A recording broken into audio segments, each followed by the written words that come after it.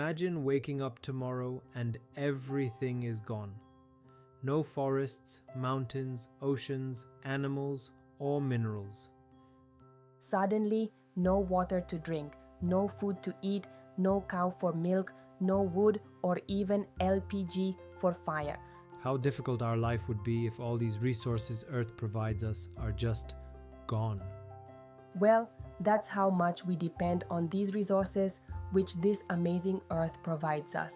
It's not just the oceans, mountains, or forests. It's the incredible treasure of so many other resources that this planet gives us. Today, let's go on an exciting journey to discover the secrets of these resources. We'll dive into what they are, why they matter, the problems we face, and how we can protect them for the future. Take a look around. What do you see? Maybe there is a chair, a phone, your shoes.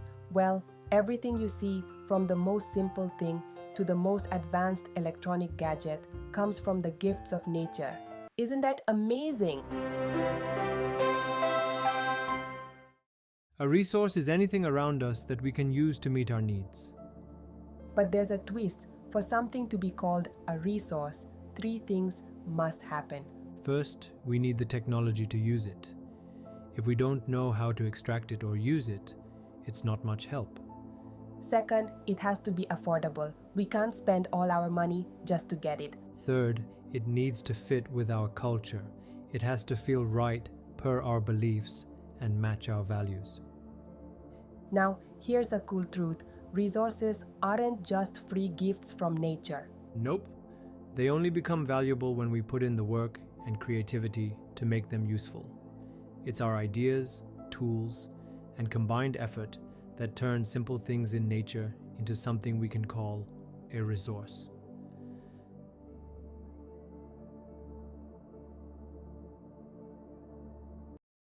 So, my dear, we humans are the real game changers in this game. Got it? Just like the different types of life forms in an ecosystem, humans, mosquitoes, elephants, whales, resources also come in different forms. And guess what? We can group them in some pretty cool ways. Based on origin, resources can be biotic, coming from living things like plants and animals, or they can be abiotic, coming from non-living things like air, water, and minerals. Based on exhaustibility, limited or unlimited supply. Some resources are renewable, like solar energy, which is unlimited and keeps coming back on its own. Others are non-renewable, like fossil fuels, which are limited and take millions of years to form. By the way, do you know what fossils mean? Fossils are substances underground formed from buried ancient plants and animals. Based on ownership, resources can belong to different groups. Individual resources are owned by people, like a farmer's land. Community resources are shared by everyone, like a village pond. National resources belong to the country, like forests, roads, and rivers. And then there are international resources, like the oceans. These are managed by global agreements. Based on development status, resources can be in different stages of use. Potential resources exist but aren't being used yet, like a large underground water reserve in a dry region. Developed resources are ready to use because we have the technology and infrastructure. Stock resources are those that have been surveyed and counted but are currently unused. Reserves, on the other hand, are resources that we can use but are being saved for future use. Think about it. Everything that makes life easier, from schools and hospitals to roads and electricity, depends on resources. Even the bricks and wood that build our homes and keep us cozy in winter and cool in summer come from nature's treasure chest. My dear, there was a time when people thought our resources were unlimited and free to use forever and however we liked. But this careless and wasteful use of resources has caused a couple of big problems. Depletion of resources. Some people ended up using more than their fair share. leaving less for others. These important resources necessary for life are now running out. Resource inequality. A small group of privileged people controls most resources, while many others struggle to get even the basics. Environmental crisis, reckless use of resources has led to major global problems like climate change, ozone depletion, pollution, and damaged and infertile land. And if we keep using resources like this, our planet's future is in serious danger. That said, there's hope. One solution is sustainable development, using just enough resources to sustain ourselves responsibly to meet today's needs without stealing from the future. In 1992, one extraordinary event happened in Rio de Janeiro, which is the former capital city of Brazil. Leaders from around the world came together for the Earth Summit. They brainstormed about important environmental and social problems and made some historic decisions. They signed the Declaration on Global Climate Change and committed to protecting biological diversity. They also agreed on the Global Forest Principles and created a bold action plan, which is now called Agenda 21. Agenda 21, which is also called the Earth Summit Strategy, is a detailed plan to achieve sustainable development worldwide in the 21st century. It pushes for global cooperation to fight environmental destruction, poverty, and disease. It also encourages every local government to create its own local Agenda 21, so communities can adopt sustainable practices right where they live.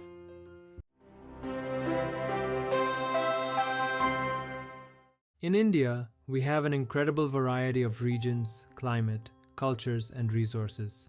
As a result, we face some tough challenges when it comes to managing them. Why? Because some areas are rich in certain resources but struggle with others. Jharkhand, Chhattisgarh, and Madhya Pradesh have plenty of minerals and coal. Arunachal Pradesh has a lot of water resources but lacks the infrastructure to use them properly. Rajasthan is perfect for solar and wind energy but struggles with water scarcity. Ladakh is rich in cultural heritage but faces shortages of water, infrastructure, and certain minerals. To tackle these issues, India uses resource planning, a smart way to make sure resources are used wisely and in a balanced way. Here's how it works. Identification and inventory. What, where, and how much. First, survey and map all the resources available in different regions and measure how much is there. Planning structure, how to do, when, and in which order. Then, set up a solid planning system with the right technology, skilled workers, and institutions to turn plans into action. National integration. Finally, make sure resource development plans match India's larger development goals. India has focused on resource planning since its first 5-year plan, right after independence. Now let's see an example. Land use in India. Pie charts show how land is used for agriculture, forests, pastures, and settlements. From 1960 to 61 to 2014 to 15, there's been only a small change in the net sown area and land under forests. But here's something important to remember, which we learned in the beginning of this chapter as well. My friend, resources alone don't bring development. We also need advanced technology to extract resources and make useful, skilled people to carry out this work, and the lessons of history to make sure it is sustainable. If we use resources carelessly or take too much, we could face big problems like our lands turning barren degradation, which hurts both the economy and the environment. To protect our valuable resources, we need to embrace the path of conservation. But what does that really mean? Actually, it's about using resources responsibly and efficiently. cutting down on waste, and healing the environments we've damaged. Mahatma Gandhi, the champion of sustainable living, once said, "The real problem behind resource depletion is greed and the way modern technology exploits nature." He believed in production by the masses, where people produce what they need locally instead of relying on mass production and then having to distribute it all over the world, which often leads to overuse and waste. Over the years, the global movement for resource conservation has grown stronger. Here are some key milestones. The Club of Rome, an organization that highlighted the dangers of unchecked consumption. Schumacher's book, Small is Beautiful, which promoted the idea of simple, sustainable living. The Brundtland Commission report, which defined sustainable development as meeting present needs without harming future generations. The Earth Summit, where leaders worldwide committed to environmental protection and sustainable growth. These efforts remind us conservation isn't just a choice, it's a necessity for our planet's future.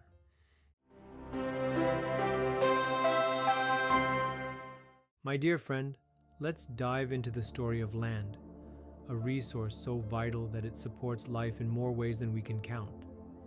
Land gives us food to eat, homes to live in, clothes to wear, and forms the backbone of our economy, transportation, and communication systems.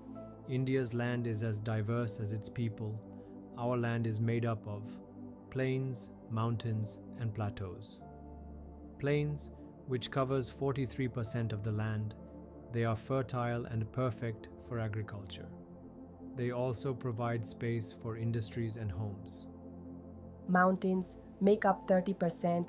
They feed perennial rivers, attract tourists, and keep the environment balanced. Plateaus, occupying 27%, these regions are rich in minerals, fossil fuels, and forests. Land is used in so many different ways. Forests, essential for ecological balance as it generates oxygen and absorbs carbon dioxide. Biodiversity, as so many different types of animals and plants live here. And millions of livelihoods for people who depend for their jobs and income on forest-related industries. Land not available for cultivation includes barren land and areas used for buildings, roads, and factories. Other uncultivated land, permanent pastures, tree-covered land, and cultivable wasteland. Fallow lands, left uncultivated for 1 or more years to restore soil fertility. Net sown area, the area where crops are actively grown and harvested. Look at land use patterns from 1960 to 61 to 2014 to 15. Why has the net sown area barely increased? Why has forest land only changed a little? How we use land depends on natural factors like topography, how the land looks and feels, whether it's flat, bumpy, high, or low, climate and soil types, and human factors like population, technology, and culture. On the other hand, here's a big concern. Land under permanent pasture has decreased. So how do we feed our massive cattle population with shrinking grazing land? What challenges does this create? Human activities and natural forces often lead to land degradation, reducing its fertility and harming the environment. Here's how it happens. Deforestation. Cutting down trees leaves land exposed and damaged. Overgrazing.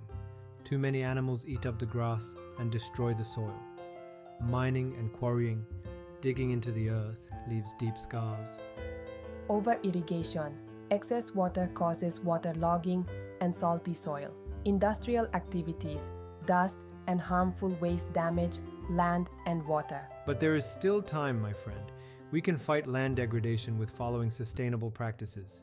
Afforestation, plant more trees to protect the soil. Controlled grazing, limit the number of animals on grazing land. Terrace farming, create steps on slopes to prevent soil erosion. Shelter belts, plant trees to stabilize sand dunes. Responsible waste management, reduce pollution, and recycle effectively. With these practices, we can protect our precious land and ensure it thrives for generations to come. Soil on top of Earth is fascinating. It's often called the living skin of Earth because it supports all life on land. While soil is a renewable resource, it takes millions of years to create just a few centimeters of fertile topsoil, so we must treat it with care. When you look at a soil profile, you'll notice layers, each with its own unique traits. Soil forms through a mix of natural forces like temperature changes, flowing water, wind, glaciers, and decomposers breaking down organic matter. Key factors like relief, parent rock, climate, vegetation, and time shape its formation. India is home to an amazing variety of soils, each suited for different crops. Here are the major types. Alluvial soil, found in the northern plains and coastal areas, this fertile soil grows crops like sugarcane, paddy, wheat, and pulses. Black soil. Famous for holding moisture, it's ideal for cotton and is found in the Deccan Plateau. Red and yellow soil, its red color comes from iron oxides and it's common in areas with low rainfall. Laterite soil. Formed in regions with heavy rainfall, it's great for crops like tea, coffee, and cashew nuts. Arid soil. Found in dry regions, it's sandy and salty but can become fertile with irrigation. Forest soil. Found in hilly and forested areas, its fertility depends on the location.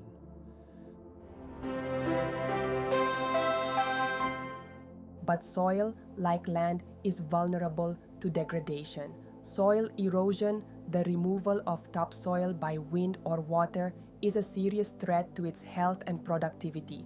We can protect our soil with conservation techniques. Contour plowing. Plowing along natural contour lines to slow water flow and prevent erosion. Terrace cultivation, building steps on slopes to keep soil from washing away. Shelter belts, planting rows of trees as wind breaks to protect the soil. By caring for our soil, we can ensure a healthy planet for future generations.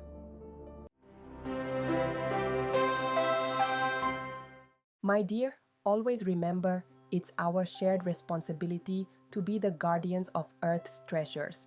By recognizing the value of these resources, embracing sustainable development, and joining hands in conservation efforts, we can ensure that our country and our planet remains healthy and vibrant for generations to come. That's all for today, my friend. Until we meet again, keep exploring, keep learning, and always protect our amazing planet.